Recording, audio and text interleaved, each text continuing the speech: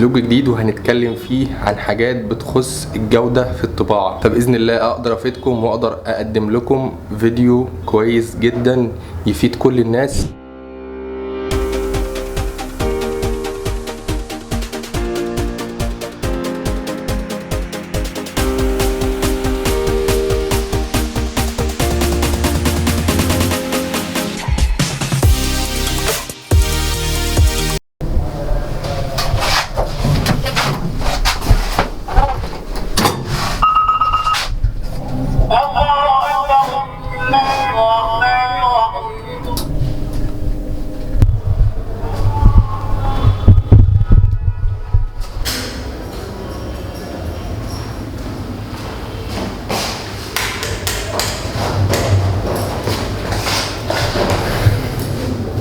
وصلنا، يلا بينا نتكلم ونشوف هنعمل ايه النهارده.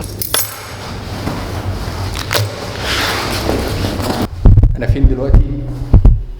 انا في مكان جديد ان شاء الله، حاجه كده مطرقعه من الاخر. اعرفكم كل التفاصيل قريب باذن الله، تكون حاجه كويسه وقويه اقدر بيها اقدم خدمه افضل بكتير من الناس اللي بتقدمها في وسط المكان ده. خدمه مميزه جدا يعني من حيث كل حاجه. هتعرف كل التفاصيل قريب. يعني اكيد في ناس شافت اصلا لسه بنزلها وشافت البوستات اللي انا بنزلها، بس هو لسه ما اعلنش عن المكان بصفه 100%.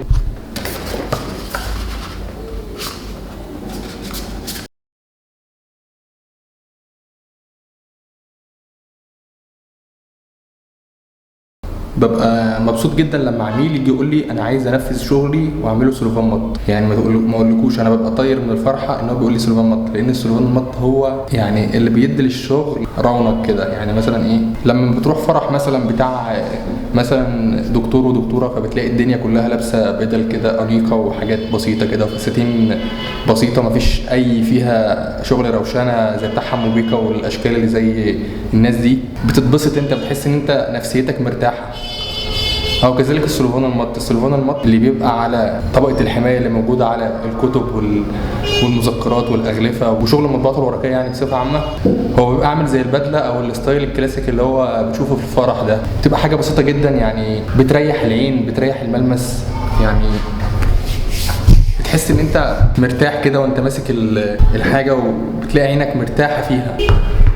انا بيجي لي عملاء كتير يعني بيتكلموا في موضوع السلوفان المط والسلوفان اللامع ده، بس هو فعلا السلوفان المط هو ده اللي بيدي رونق للشغل، هو ده اللي بيبين الشغل، هو ده اللي بيدي اناقه كتيره للتصميم وللشغل المبذول في المطبوعات دي.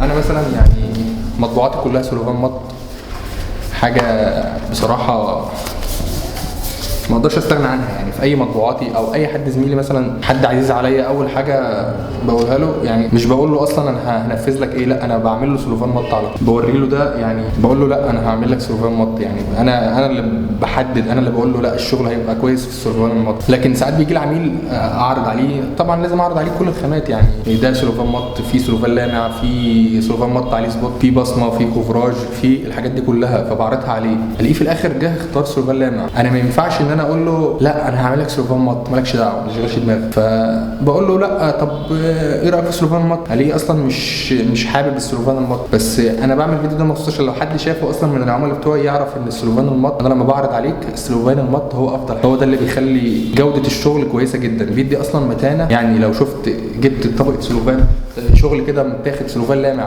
وشغل تاني متاخد سلوفان مط، فانت هتلاقي اصلا الحمل بتاع الورقه او الوزن بتاع الورقه بقى تقيل بسبب ان السلوفان المط يعني هو ليه متانه اقوى من السلوفان اللامع. السلوفان اللامع بيدي لمعه في الشغل، لكن السلوفان المط بيدي لك الشغل المطفي كده، ما فيهوش اي لمعه ولا في اي حاجه. ده بيدي لك جوده كده ورونق تاني في الشغل. يعني بترتاح اصلا نفسيا لما تلاقي الشغل اللي في ايدك مديك جاذبيه ومديك اهتمام عن الشغل السلوفان اللامع.